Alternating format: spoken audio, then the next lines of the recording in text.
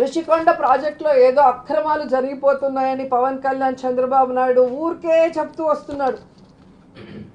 ఒక టూరిజం మంత్రిగా క్లారిటీ ఇవ్వాలి ప్రజలకి అని. ఇది పవన్ కళ్యాణ్కి చంద్రబాబు నాయుడు కోసం కాదు నేను మాట్లాడేది. ఇప్పుడు మాట్లాడేది ఈ రాష్ట్ర ప్రజలకు తెలియజేయటం కోసం. ఈరోజు అక్కడ మీరు చూస్తే 19,908 చదరపు మీటర్ల విస్తీర్ణంలో మాకు నిర్మాణానికి అనుమతులు ఇచ్చారు. కానీ మేము ఇప్పుడు 13,542 చదరపు మీటర్ల పరిధిలోనే నిర్మాణం చేపడుతున్నాం.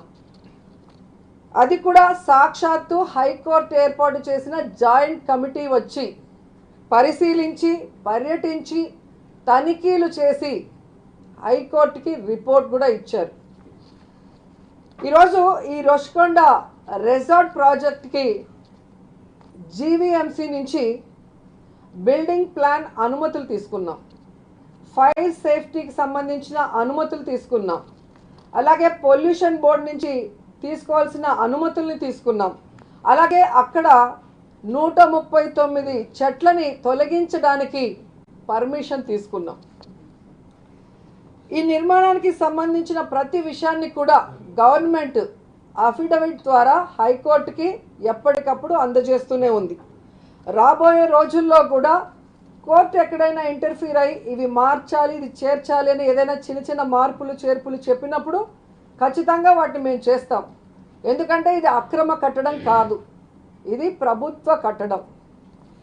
సో ఈ టూరిజం కొత్తగా కడుతున్న ఈ అభివృద్ధి కార్యక్రమాల్లో ఖచ్చితంగా జగన్మోహన్ రెడ్డి గారు హైకోర్టుకి లోబడి దాన్ని పూర్తి చేస్తామని కూడా ఈ సందర్భంగా తెలియజేసుకుంటున్నా.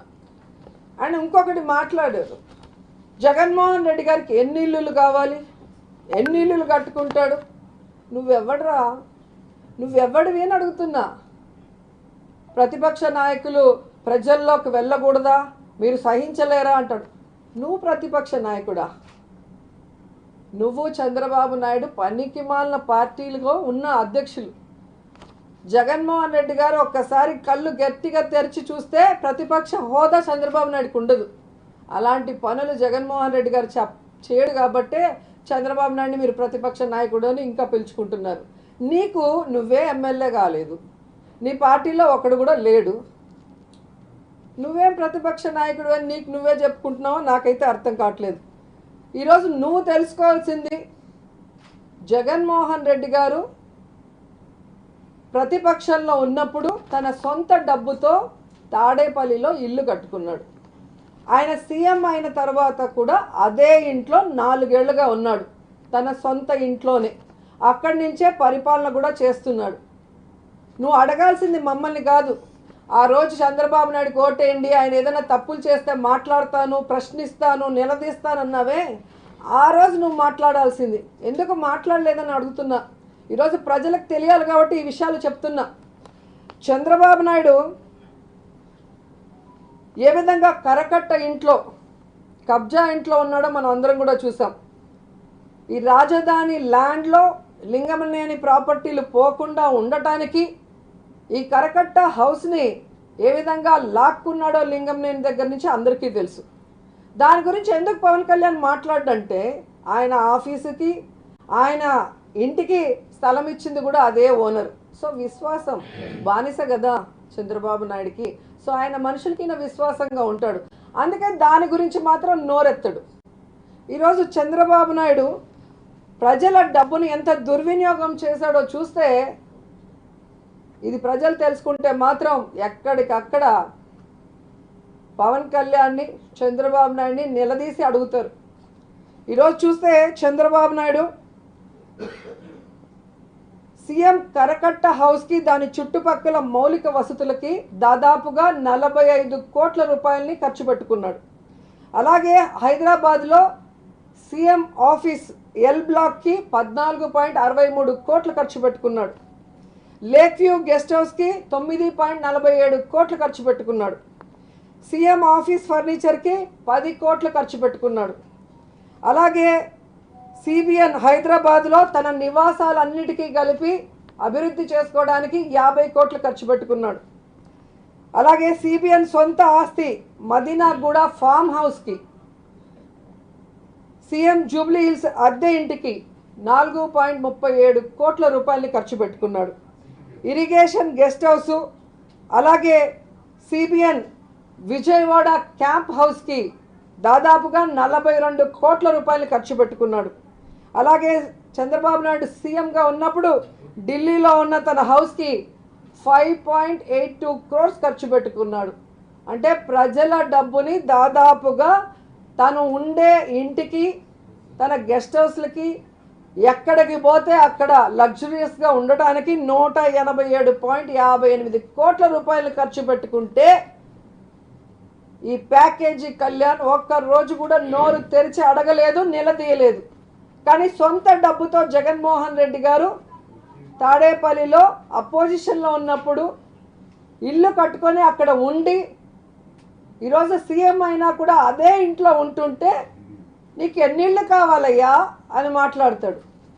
అంటే ఈయన చెప్పేటి వినేసి ప్రజలు పిచ్చోళ్ళు నమ్మేస్తారని అనుకుంటున్నారు. ప్రజలు చాలా తెలివైన వాళ్ళు.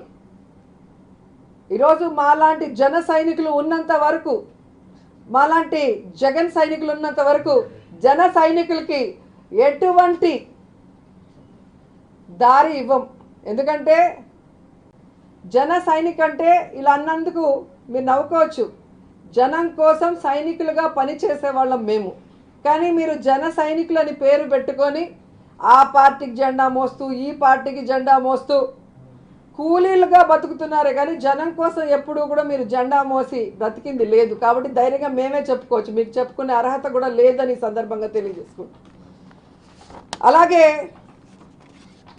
ఇంకొకటి మాట్లాడతాడు, ఈ విశాఖలో మొత్తం దోచేసుకుంటున్నారు, దాచేసుకుంటున్నారు, కాబట్టి ఇక్కడ రాజధాని లేకుండా చేయండి అని ప్రజల్ని రెచ్చగొట్టే కార్యక్రమాలు చేయడానికి కూడా నాంది పలికారు.